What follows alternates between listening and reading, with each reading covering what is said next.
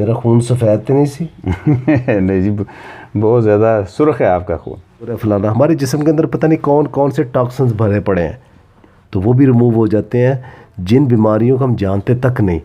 अस्सलाम वालेकुम। क्या आपने कभी हजामा करवाया? कपिंग का नाम सुना है? जिस चीज़ को अल्लाह के नबी सल्लल्लाहु अलैहि वसल्लम ने इस्तेमाल किया और उसकी तलकीन की, बल्कि हज्जतुल विदा के मौका पर भी एहराम बांधे हुए पाँव का हजामा करवाया। तो आज मैं यहाँ मौजूद हूँ जनाब पाकिस्तान के एक ऐसे सपूत के पास जिन्होंने इसकी पिछले 30-35 साल उनकी यूरोप में भी हजामा की यानी कपिंग की उनकी ट्रेनिंग भी है और उसको लेटेस्ट तरीके से वो करते हैं कि ये कपिंग, हजामा और जोंके एक ही चीज़ है या अलग-अलग चीज़ें हैं? कि जोंके नबी पाक सल्लल्लाहु अलैहि वसल्लम ने लगवाई, वो भी सुन्नत है, और हिजामा भी सुन्नत है। जोंक आपको पता है एक जानदार है। जोंके जो है अब अगर किसी को लगा के वही दोबारा लगा दी जाए तो उसको नुकसान हो सकता है, हेपेटाइटिस, HIV, ये सारी बीमारी। तो अब जो जदीद जो तरीक़ाकार है वो डिस्पोजेबल चीज़ें हैं, और वो कपिंग उसको इंग्लिश में कहते हैं, फ्रेंच में वॉन्तूज़ कहते हैं, और उर्दू में पछना कहते हैं, और अरबी में हिजामा कहते हैं, अल हिजाम। क्योंकि डॉक्टर साहब इसकी कौन कौन सी आपकी सर्जिकल टूल्स है वो तो बताएं हमें, और मेरा किस पर्पज़ के लिए करना है। अगर कोई ऐसी हो जिससे दिमाग दुरुस्त हो जाए तो वो वाला पॉइंट ख़ास तौर पे देखिएगा। वो पॉइंट कैसे सिलेक्ट करने हैं? जी, इसमें एक तो हम आज के मौसम के हिसाब से एलर्जिक वगैरह के मुताबिक जो इम्यूनिटी का सिस्टम है ना, वो आपके 2-3 कप वो लगाएंगे इम्यूनिटी को बूस्ट करने के लिए। ठीक है। इसके अलावा हम जो डिटॉक्सीफाई करने के लिए किडनी के पॉइंट लगाएंगे, लिवर के लगाएंगे, और एक पॉइंट है जो कि तकरीबन 62 सिम्टम्स के लिए होता है। अच्छा, वो भी हम आपका लगाएंगे इंशाल्लाह। खुद एक मेडिकल स्टूडेंट के मैं भी ये चाहूँगा कि फ्यूचर में हिजामा को ज़रूर इस्तेमाल करूँ और इस पर रिसर्च भी। कैलनुला से हम इसको डिसइंफेक्ट करते हैं जी, और उसके बाद ये है कि हम जो कप है वो लगाएंगे, इसको हम ड्राई कपिंग कहते हैं। अच्छा, तो वो फिर उतारेंगे, फिर उतारने के बाद हम कट लगाएंगे, जो कि ब्लेड है, सर्जिकल ब्लेड हम इस्तेमाल करते हैं। 11 नंबर हम इस्तेमाल करते हैं। 11 नंबर? जी जी, मैं भी वैसे 11 नंबर थी ज़्यादा चलता फिरना। ये है कि कट लगाने के बाद दोबारा कप को लगा दिया जाता है, वो हम आपको दिखाएंगे। ये किडनी, ये जो कोनी है ना, हाँ जी, इसकी सीध में ये किडनी के पॉइंट, हमने इसको ये सक्शन मशीन से हमने ये इस तरह करके इसको लगा दिया। पहले हमने उसके पॉइंट नोट कर दिए कहाँ कहाँ हमने कप लगाने हैं, और अब ये ड्राई कपिंग हो रही है आपकी।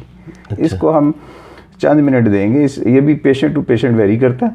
और सब ये जो जिनको कमर में दर्द होती है उसको भी ये रिलीव करती है? जी बिल्कुल। फ्रोजन शोल्डर वगैरह? फ्रोजन शोल्डर के तो डॉक्टर साहब ये कमाल है। अच्छा, कि इसमें बड़ी अहम शख्सियात जिनका मौलाना तारिक जमील साहब, वो ऐसी इस तरह की शख्सियात का वो फ्रोजन शोल्डर एक सेशन में ठीक हुआ जी। मसाज कपिंग में ये है, ऑयल पहले लगाया जाएगा, ऑयल लगा के इसी तरह कप लगाएंगे, और इसी को फिर यानी लगे लगे को आपने मूव करना है। वो कई वो जो होते हैं हजाम वगैरह वो भी वो लगा देते हैं, तो उनके तो ब्लेड भी वो ऐसे ही होते हैं, और बाकी तो उसमें तो वो उल्टा इन्फेक्शन होने के चांस नहीं होते?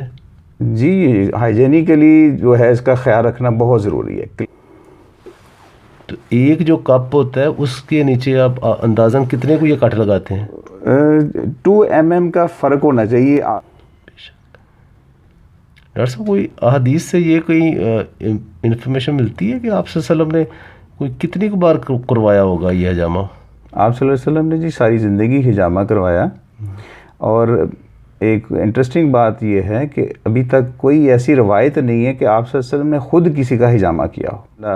एहराम की हालत में भी, रमज़ान में ये भी है, रोज़ा रखे हुए भी हिजामा करवाया। जब कपिंग ये कप नहीं होते थे जी जी, तो तब इसको ये पछ लगा के तो उसको ऐसे छोड़ देते थे?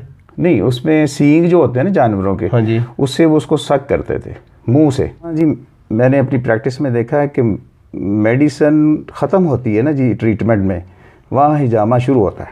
देखा है कि ये बड़ा रिलैक्स होते हैं पेशेंट, बाज़ दफ़ा सो जाते हैं। हाँ नहीं, मैं भी कहना चाहूँगा मैंने भी ना हल्की हल्की लोरी मनूजगी से आ रही। जुनैद जमशेद साहब रहमतुल्लाह अलैह, उनकी कपिंग इसी बेड पे हुई।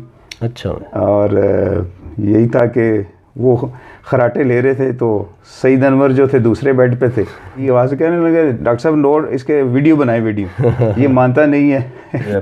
मारूफ अज़बी स्कॉलर मैडम निगत हाशमी और फ़रहत हाशमी साहिबा, तो उनके मशवरे से हमने पे वो फ़ीमेल्स के लिए ना जी वो लिबास बनाया, तो वो उसके मुताबिक फिर हम कट लगाते हैं और उतना ही हिस्सा खोलते हैं जितना ज़रूरी होता है, तो इसकी इजाज़त है। सीरम की लाइन आ गई है जी।